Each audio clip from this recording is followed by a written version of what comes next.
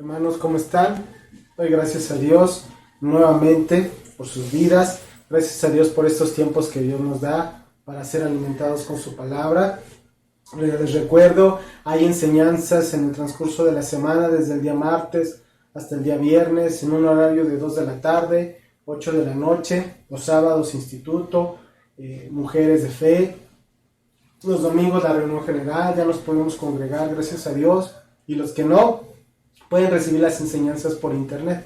Y bueno, pues estamos en esta enseñanza basado en la primera carta de Pedro. Estamos llegando ya a la parte final. Esta es la última enseñanza de esta primera carta de Pedro. Estamos estudiando el capítulo número 5. La serie se llama Una esperanza viva. El tema lleva el mismo título, es la última enseñanza de esta primera carta de Pedro, Una esperanza viva. Y bueno, después de todo lo que ya Dios nos ha venido hablando en el transcurso de varias semanas en el estudio de esta primera carta, Pedro en la parte final nos da palabras de fortaleza, palabras de aliento, concluyendo esta carta. Concluye con esas palabras de fortaleza, recordándoles a los lectores, recordando a nuestra vida que Dios sabe lo que está haciendo, que Dios tiene el pleno control de todas las cosas. Debemos recordar algo: la verdadera victoria en medio de la persecución no está en que yo te dé palabras motivacionales, no está en que yo te diga que eres un campeón. La verdadera victoria en medio de la persecución es saber que Dios está obrando sus maravillosos propósitos en nuestra vida. En medio de esa persecución, en medio de esa aflicción, en medio de ese sufrimiento, muchas veces el creyente piensa que nunca va a terminar, pero Pedro nos está mostrando, ¿sí?, de una forma diferente, una forma más amplia de entender esta parte de la persecución y de la aflicción. En comparación con la eternidad, ese sufrimiento solamente durará un poco de tiempo, ¿sí? Ese fuego de prueba, como ya lo vimos en el capítulo anterior, ¿sí? El creyente siempre debe tener su esperanza en Cristo. Y Pedro nos da en este último versículo que vamos a estudiar varias razones para entender esta actitud de esperanza. Saber, en primer lugar, que la gracia de Dios está con nosotros, que los sufrimientos solamente son por un pequeño tiempo y que el carácter cristiano se está formando en nosotros. Entonces vamos a nuestra Biblia, a la primera carta de Pedro, capítulo 5, versículo 10. Lo leo primero todo y luego lo vamos viendo parte por parte. Dice: mas el Dios de toda gracia, que nos llamó a su gloria eterna en Jesucristo, después que hayáis padecido un poco de tiempo, Él mismo os perfeccione, afirme, fortalezca y establezca. Entonces, dice en primer lugar que el Dios de toda gracia, lo que nos está mostrando es la multiforme gracia de Dios. La esperanza de los creyentes está basada en el carácter invariable de nuestro Dios, ese carácter estable de un Dios amoroso, de un Dios lleno de gracia y misericordia. Si bien es cierto que vivimos en medio de un mundo caído, lleno de maldad, lleno de rebelión, cuando confiamos en Él, ¿sí?, nada nos puede separar de su amor. Como lo dice la carta a los Romanos, Pablo se lo mencionó ahí en el capítulo número 8, versículo 31 en adelante. Romanos 8, versículo 31 en adelante. Dice: ¿qué pues diremos a esto? Si Dios es por nosotros, ¿quién contra nosotros? El que no escatimó ni a su propio Hijo, sino que lo entregó por todos nosotros, ¿cómo no nos dará también con Él todas las cosas? ¿Quién acusará a los escogidos de Dios? Dios es el que justifica. ¿Quién es el que condenará? Cristo es el que murió, mas aún el que también resucitó, el que además está a la diestra de Dios, el que también intercede por nosotros. ¿Quién nos separará del amor de Cristo? ¿Tribulación, o angustia, o persecución, o hambre, o desnudez, o peligro, o espada? Como está escrito: por causa de ti somos muertos todo el tiempo, somos contados como ovejas de matadero. Antes, en todas estas cosas, somos más que vencedores por medio de aquel que nos amó. Por lo cual estoy seguro de que ni la muerte, ni la vida, ni ángeles, ni principados, ni potestades, ni lo presente, ni lo porvenir, ni lo alto, ni lo profundo, ni ninguna otra cosa creada nos podrá separar del amor de Dios que es en Cristo Jesús, Señor nuestro. Nada puede impedir que su presencia constante, que esa gracia tan hermosa esté en nosotros. Él nos muestra cuán grande amor tiene para con nosotros y entonces eso nos lleva a estar seguros en Él.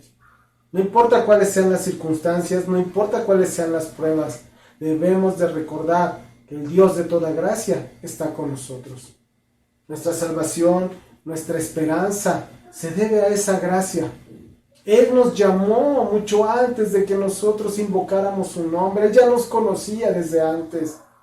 Y conforme nos sometemos a Él, Él nos da la gracia que necesitamos. Él tiene esa gracia para ayudarnos en todo momento, en cualquier momento de necesidad.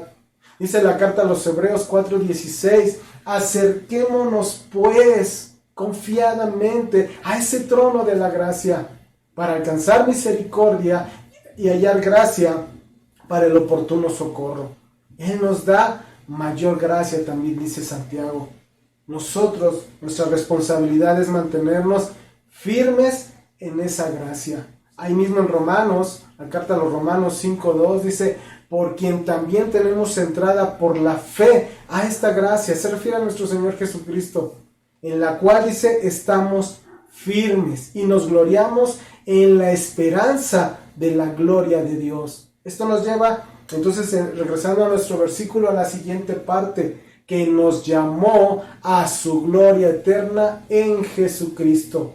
Para que nosotros podamos disfrutar también de esa gloria eterna, es solamente por medio de nuestro Señor Jesucristo. No hay otra forma, no hay otra manera, solamente en Cristo. Él nos llamó, Él nos invitó, Él nos está convidando de esa gloria en la eternidad, solamente por nuestro Señor Jesucristo. Es identificarnos con Cristo, su sufrimiento, su muerte, ahí nos tenemos que identificar, y no solamente en eso, sino en su resurrección y su gloria, que nosotros también seremos resucitados y podremos disfrutar de esa gloria en la eternidad. Todo lo que empieza en esa gracia de Dios va a continuar o nos va a conducir a esa gloria de Dios, como lo dice el Salmo 84, versículo 11, porque sol y escudo es Jehová Dios, gracia y gloria dará Jehová, no quitará el bien a los que andan en integridad. Gracia y gloria dará Jehová. Esto nos tiene que llevar a entender que Él nos capacita para mirar más allá de los sufrimientos de esta vida. ¿Por qué? Porque nos lleva a entender que estaremos para siempre con nuestro Salvador. Nadie nos dijo que el camino iba a ser fácil, el camino es difícil, el camino es complicado, pero nos conduce a esa gloria y eso es lo que verdaderamente cuenta. Dice, regresando a nuestro versículo, dice, después que hayáis padecido un poco de tiempo, después de que hayamos sufrido, después de que hayamos sido afligidos, pero por un pequeño tiempo, esas pruebas, ¿sí?, son por un pequeño tiempo, por un breve periodo de tiempo, porque la gloria en Cristo es eterna. Lo que hoy se vive es pasajero. Esas pruebas, esos sufrimientos, esas dificultades son simplemente pasajeros. Segunda carta a los Corintios 4:17 nos dice, porque esta leve tribulación momentánea produce en nosotros un cada vez más excelente y eterno peso de gloria. Más excelente y eterno peso de gloria. Esas pruebas que Dios permite en nuestra vida, esas aflicciones, simplemente están edificando ese carácter cristiano en nosotros. Dios utiliza esos sufrimientos para educarnos y para moldear en nosotros ese carácter. Por eso dice en la parte final del versículo, Él mismo os perfeccione, afirme, fortalezca y establezca. Vamos a ver cada uno de ellos. ¿A qué se está refiriendo? Cómo Dios está obrando en nosotros de diferentes formas. Dice en primer lugar que Él nos va a perfeccionar. ¿Qué quiere decir? Nos va a completar totalmente. nos va a hacer aptos, nos está preparando también, pero también quiere decir que nos está restaurando, nos está remendando. Entonces cuando se está refiriendo aquí a ese perfeccionamiento, se traduce como si estuviera remendando una red, como si estuviera restaurando una red. Entonces, aquí, cuando Pedro nos dice que Dios nos está perfeccionando, quiere decir que nos está reparando. ¿Por qué? Porque estábamos deteriorados, como un objeto que ha sido deteriorado por el uso. Aquí también Él nos va a perfeccionar. En medio de esos sufrimientos, en medio de esa persecución, que la gente sale lastimada, sale maltrecha, Dios está reparando a esa vida, a esa persona, ¿sí? Y también nos habla de que nos está equipando. Y para equiparnos, Dios utiliza varias herramientas. Y una de ellas es el sufrimiento. Ahora, ¿para qué nos está equipando? Para el servicio, para nuestra vida diaria. Él está equipando, no nos ha dejado solos. Él sigue con nosotros y cuida de nosotros. Y entonces Él permite los sufrimientos, ¿sí? Es una de esas herramientas para esa vida, para ese servicio. Su palabra también es otra de esas herramientas que Dios utiliza para estar plenamente equipados. La segunda carta a Timoteo, capítulo 3, versículos 16 y 17 dice: toda la escritura es inspirada por Dios y útil para enseñar, para redarguir, para corregir, para instruir en justicia, a fin de que el hombre de Dios sea perfecto, enteramente preparado para toda buena obra. Él nos está preparando, nos está equipando. Otra herramienta que Dios utiliza es la comunión. El estar todos juntos en una congregación, en un lugar donde reunirnos, también Dios lo utiliza. Es una de esas herramientas. Y el ministerio que Dios establece en esos lugares también es establecido por Dios, es preparado por Dios, es utilizado por Dios. Como dice la carta a los Efesios, capítulo 4, versículos 11 en adelante. Dice: y Él mismo constituyó a unos apóstoles, a otros profetas, a otros evangelistas, a otros pastores y maestros, a fin de perfeccionar a los santos para la obra del ministerio, para la edificación del cuerpo de Cristo, hasta que todos lleguemos a la unidad de la fe y del conocimiento del Hijo de Dios, a un varón perfecto, a la medida de la estatura de la plenitud de Cristo. ¿Te das cuenta? Nos está preparando para llegar a esa plenitud, para que ya no seamos niños fluctuantes llevados por doquiera de todo viento de doctrina, por estratagema de hombres que para engañar emplean con astucia las artimañas del error, sino que siguiendo la verdad en amor, crezcamos en todo en aquel que es la cabeza, esto es Cristo, de quien todo el cuerpo, donde Dios nos establece, bien concertado y unido entre sí por todas las coyunturas que se ayudan mutuamente, según la actividad propia de cada miembro, reciba su crecimiento para ir edificándose en amor. Entonces nuestro Señor, nuestro Salvador, está desde ese trono perfeccionando a su iglesia, perfeccionando a sus hijos. ¿Para qué? Para que hagamos su voluntad, para que cumplamos esa obra que nos mandó a hacer. La carta a los Hebreos, en el capítulo 13, versículos 20 y 21, dice: y el Dios de paz, que resucitó de los muertos a nuestro Señor Jesucristo, el gran pastor de las ovejas, por la sangre del pacto eterno, os haga aptos en toda obra buena para que hagáis su voluntad, haciendo Él en vosotros lo que es agradable delante de Él por Jesucristo, al cual sea la gloria por los siglos de los siglos. Amén. Las pruebas, ¿sí?, hacen idóneo al creyente. Le van a dar los elementos necesarios para formar ese carácter y llevarlo a madurez. También nos habla de afirmarnos. ¿Eso qué es? Estar firmes, estar establecidos firmemente, estar sujetados con esa firmeza, ¿sí? Nos da la idea de estar asegurados, bien colocados en un lugar. El creyente no puede ser inestable. ¿Por qué? No puede ser inestable por la posición que tiene ahora en Cristo. El corazón del creyente tiene que estar afirmado, y para que esté afirmado necesita la verdad de Dios, necesita la verdad de su palabra, Dice Santiago, tened también vosotros paciencia y afirmad vuestros corazones, porque la venida del Señor se acerca. Si tenemos nuestro corazón afirmado en la verdad de Dios, la verdad de Dios es que Cristo viene por su iglesia. Y ahí entonces nuestro corazón tiene que estar firmemente. El sufrimiento que Dios permite en su iglesia hace que el creyente esté estable, que dé buen testimonio y pueda soportar, ¿sí?, en medio de esa presión. Un creyente bien establecido no será conmovido por la persecución. La doctrina falsa no lo va a desviar, no lo va a descarriar, porque está firme en la verdad, está firme en la palabra. Segunda carta de Pedro, capítulo 3, versículo 17, dice, así que vosotros, oh amados, sabiéndolo de antemano, dice, guardaos,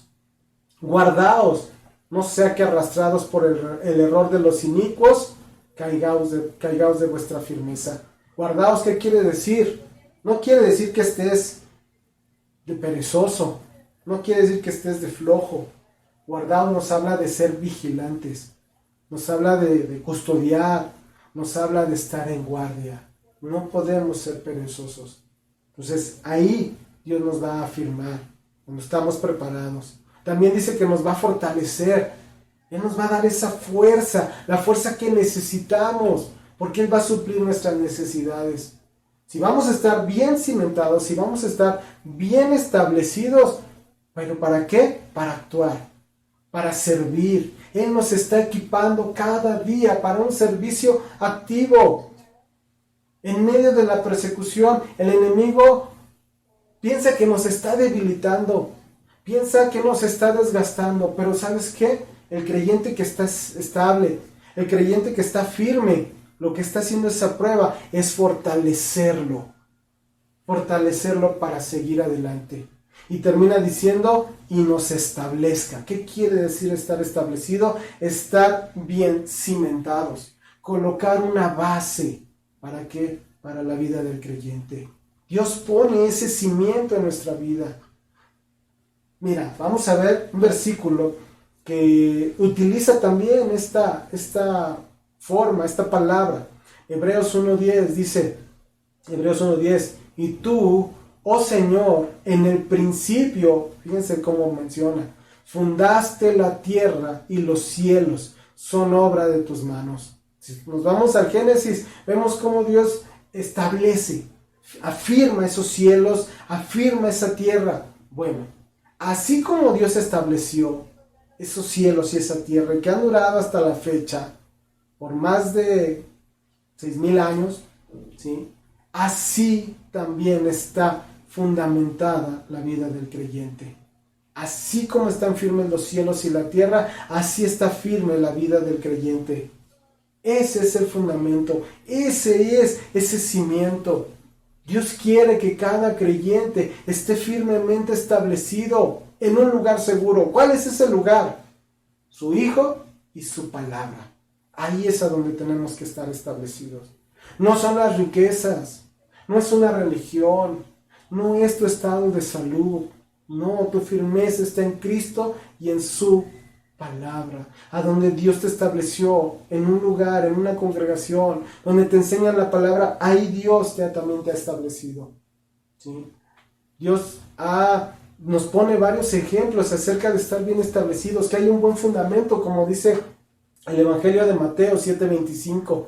Descendió lluvia y vinieron ríos, y soplaron vientos y golpearon contra aquella casa, y no cayó, porque estaba fundamentada sobre la roca.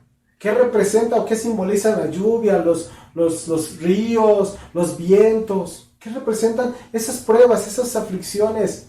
Pero aunque vino todo eso, esa casa permaneció, porque estaba fundamentada sobre la roca. Entonces, Dios nos va a colocar en un lugar inconmovible. Nos está dando una cimentación especial. ¿Para qué? Para resistir los ataques del enemigo. ¿Cuál es ese cimiento? Nuestro Señor Jesucristo y su verdad. Ese es ese cimiento para nosotros, porque estamos bien establecidos, estamos equipados, equipados por Dios. Nos va a permitir seguir adelante, bien firmes en esa fe. No seremos niños fluctuantes llevados por doquier viento de doctrina, dice Efesios, la carta a los Efesios. Cuando el incrédulo atraviesa por una situación de sufrimiento, pierde la esperanza. Pero cuando el creyente atraviesa por ese sufrimiento, lo único que hace es aumentar su esperanza.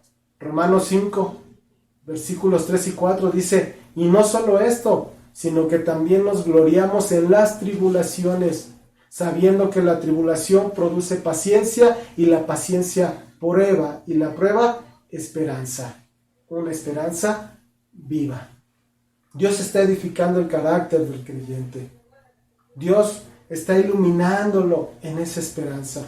Cuando el creyente confía en Dios y depende de su gracia, el resultado va a ser que la gloria, ¿sí?, es para ese Dios. Siempre la gloria es para Dios.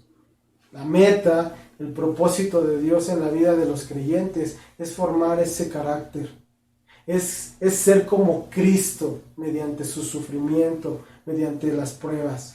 Es que el carácter de Cristo se ha formado en nosotros.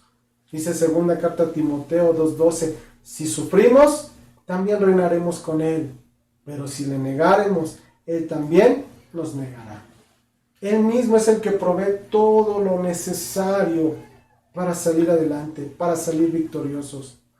Dios hace esa parte de nosotros. Nosotros tenemos que hacer la nuestra. Dar esa respuesta correcta en medio de esa persecución. Algunos de los lectores de esta carta de Pedro en esa época y hoy también, algunos serían establecidos y fortalecidos en ese transcurso de su vida. Otros serían librados del sufrimiento, pero mediante su muerte. Al final, todos los seguidores de Cristo, todos los seguidores de Dios, tienen asegurada una vida eterna con Cristo, donde no habrá más sufrimiento. Apocalipsis capítulo 21, versículo 4 dice, enjugará Dios toda lágrima de los ojos de ellos, y ya no habrá muerte, ni habrá más llanto, ni clamor, ni dolor, porque las primeras cosas pasaron.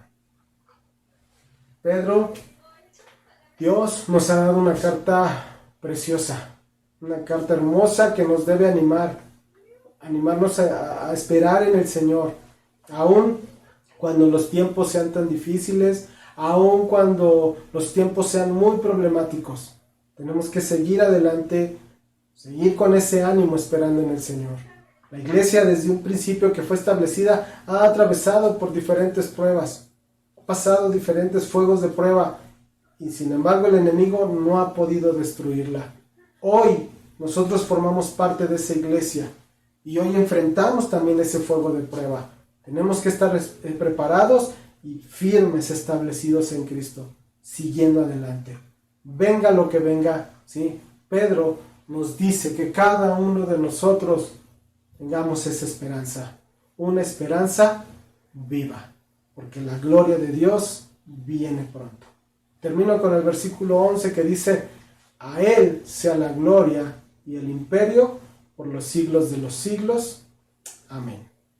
Muchas gracias, hermanos. Con esto concluimos esta primera carta de Pedro. De verdad, en estos tiempos difíciles, en estos tiempos de persecución, de dolor, de aflicción, no hay que perder la esperanza. Que nuestra esperanza no está puesta, como ya lo he mencionado, en circunstancias. Está puesta en un Dios vivo y verdadero. Quiero terminar este tiempo con una pequeña oración para dar gracias a Dios por su palabra, para pedir esa fortaleza. Dice, vamos a orar.